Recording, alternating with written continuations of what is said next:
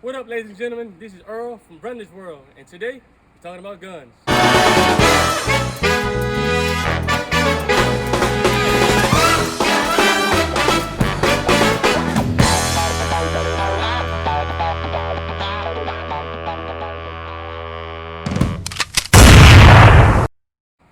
In my hands right here, we have a KELTEC KSG 12 gauge shotgun. All right, ladies and gentlemen, brand new. As you can see, still got a tag on it. All right, let's talk about it a little bit. He founded the company in 1991. All right, and they started making these KSG KELTEC shotguns that are a bullpup in 2011.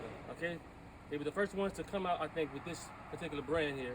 All right, it is a fed in the very bottom here. They have two tubes, magazine tubes. This particular chambered one it will hold 7 in each tube, and you can put 1 in the chamber. So you have 7 plus 7 plus 1. So that's a total of 15 shots. So you have the safety here on the side here. Safety here. They put an EOTech on it, $430 sight on it. It's holographic. It's very nice, very accurate. I have a video shooting this bad boy, and man, you talking about hitting the center mass? I got the center mass, baby. All right. What else do we have here? We have the foregrip here, high tech. Only costs 20 bucks. All right. Modification, easy to use, easy to slide back and forth while you're working this bad boy. I highly recommend this gun. It's a little shorter than most, which helps it be compact, and not only that, but it's versatile and it's very sharp when you're shooting. Weigh about 9 pounds, I believe, if I'm not mistaken. It's not too heavy. This is a very good gun. I think I'm gonna like the standard manufacturing DP12. I'm not sure yet. We haven't got my hands on that one just yet. But this is one of the newer guns that I got in my hands, and I'm just so excited to show you guys the video. All right, stay tuned. You got it? I got it now. All right, perfect.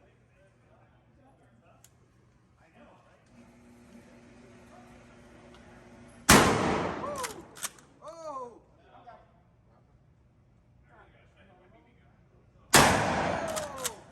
Yes, sir. Yes, sir. That's such a cool shotgun.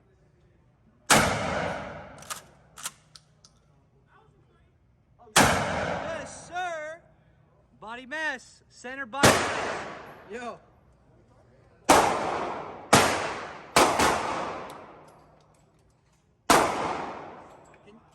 I think.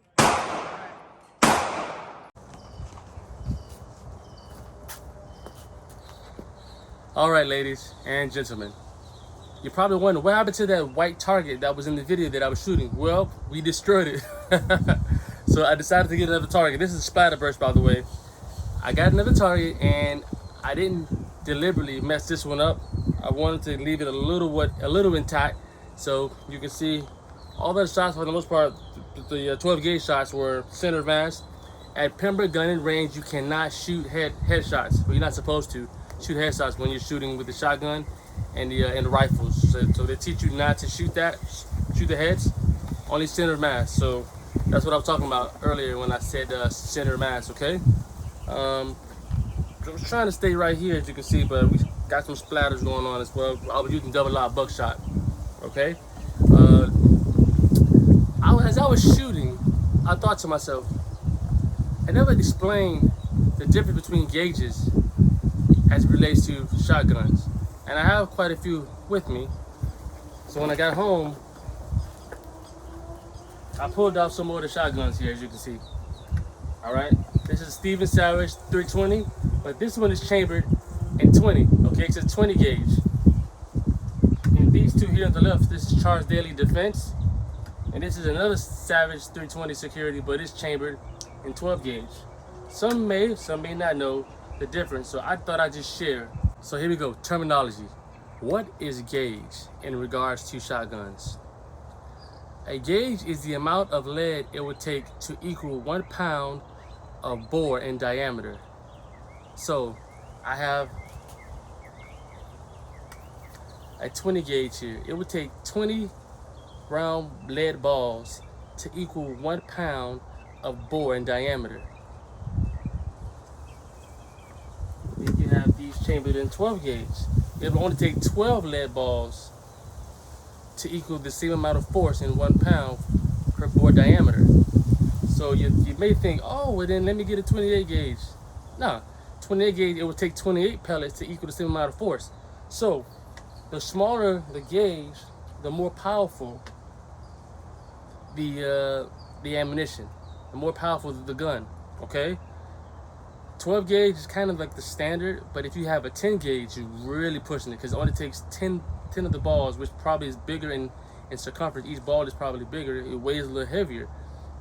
And if you're shooting someone close range with a 10 or 12 gauge, you do a lot of damage because from here to 10 feet is not a lot of energy to disperse from such a close space. But if I'm shooting, you know, let's say bird shot, and I'm trying to get a bird that's maybe a little farther away, it'll have more time and distance to disperse, so I have much of a chance of hitting a bird that's flying away from me versus if I'm trying to defend myself and someone is 10 feet away from me. All right, the smaller number gauge, the more powerful it is. All right, just want to share that with everyone because everyone's probably not familiar with these terminology and what gauge and where it all came from. Thank you.